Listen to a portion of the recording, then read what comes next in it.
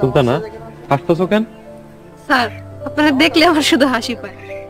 ও, তোমারে ভালোবাসা এখন হাসির পাত্র হয়ে গেলাম। স্যার, আপনারা তো অনেক সুন্দর লাগতেছে। সুলতানা, নেক্সট টাইম এই কথাটা বলবো না। যদি কখনো বলছো তাহলে একটা থাপ্পড় দিমু। আপনি আমারে মারতে পারবেন? আরে কান্না করো না, এত বড় হইছো, এখন যদি কান্না করো তাহলে মানুষে কি বলবো?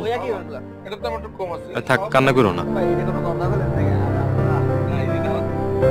মাস্টার, টিউশন কিন্তু এখনই নিয়ে নিমু। সরি সরি, বুঝতে পারি নাই, আমার কোনো দোষ নাই।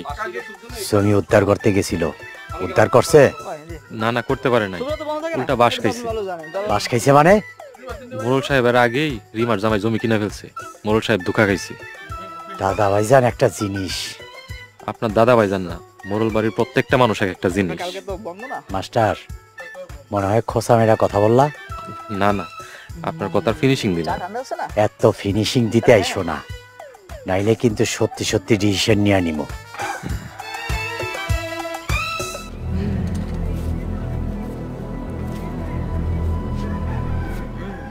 সারা জীবন শুধু ডিসিশন নিয়েই গেল, কিছু আর করতে পারে নাই। উফ, সুলতানের সাথে হুটহাট কথা বলা যাইব না, আজকে মহাবিপদে পালাই দিছিল। ও আল্লাহ বাঁচাইছো। এটা ঠিক আছে।